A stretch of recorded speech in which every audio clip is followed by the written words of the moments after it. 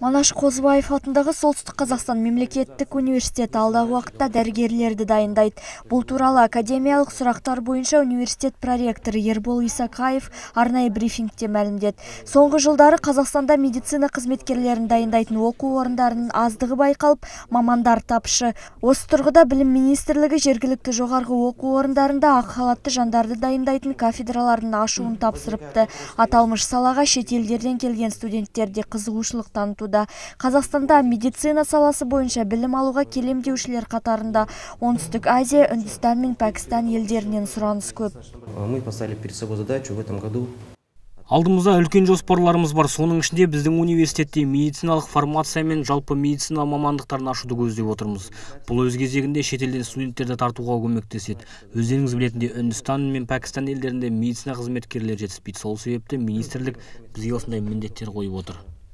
Университет дәрігерлерді дайындау үшін ағымдағы жылдың жазында арнайы лицензия алуды жоспарлап отыр. Ал жаңа оқу жылынан бастап студенттер формация мен жалпы медицина мамандықтарына оқуға түсе алады.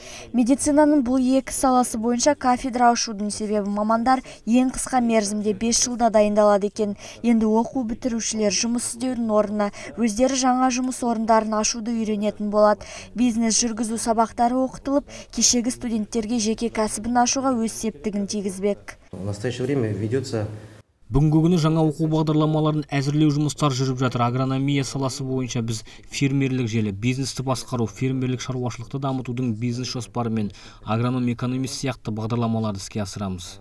Жаңа оқу жылынан бастап студенттер мен оқытушылар Біріккен Араб Әмірліктерінде білім алу үшін барлық жағдай жасалуда. Осыдан бірнеше күн бұрын Солтүстік Қазақстан облысының әкімі Құмар Ақсақалов бастаған делегация әмірліктің Фуджейра қаласына іссапармен барып келді. Ол жерде екі жақты келісім бойынша бірнеше құжаттарға қол қойылды. Соның ішінде Солтүстік Қазақстан мемлекеттік университеті мен Фуджейра университеті арасындағы өзара ықпалдастық жайында меморандумға да қол қойылды. Университет жаңа оқу жылынан бастап Біріккен Араб Әмірліктерімен студент алмасатын болады. Оған қоса енді екі шет тілін оқитын студенттер ағылшын тілі мен араб тілін оқиды. Ол үшін Фуджейра жоғарғы оқу орнынан мамандар шақыртылатын болады. Осы университетпен меморандумның аясында 5 бағыт бойынша жұмыс жасау көзделіп отыр. Оның ішінде біріншісі ақпараттық жүйелер мамандығы бойынша біріккен бағдарлама дайындау.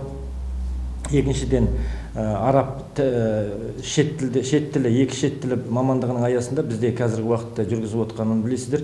Бірінші негізгі тіл ағылшын тілі болатын болса, екінші тіл траектория ретінде араб тілін енгізу мәселелері қарастырылды. Бұл жерде аталған университет бізге мамандар, яғни араб тілі мамандарын даярлау, араб тілі мамандарын беру, сонымен бірге оқу әдістемелік әдебиет, оқу әдістемелік көмек көрсету жөнінде өз міндеттеріне алып отыр.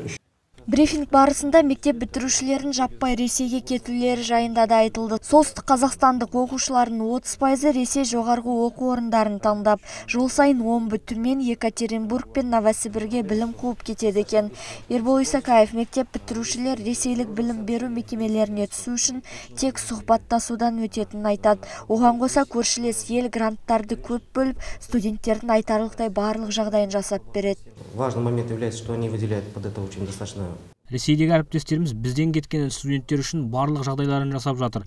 Олар үшін көп грант бөлініп, жатақханаларда орындар дайындап отыр. Оған қоса Ресейге оқуға түскендер ешқандай тестілеуден өтпейді. Ол болашақ студенттер үшін үлкен мүмкіндіктер ашады. Арнайы ресурстық орталық ашуымыз керек. Болашақ студенттерді өзімізге тартудың жолдарын айқындап алу керек. Ағымдағы жылы серпін 2050 бағдарламасының алғашқы қатысушылары оқу бітіреді. Ол мұғалімдердің жетіспеу мәселесін шешуге көмектеседі. Бұл жоба 4 жыл бұрын іске қосылып, Алматы, Оңтүстік Қазақстан, Жамбыл, Қызылорда мен Маңғыстау облыстарынан келген 20 мыңнан артық студентті қамтыды. Әйгерім Дүйсекина, Қуаныш Әлтенов, Первый Северный.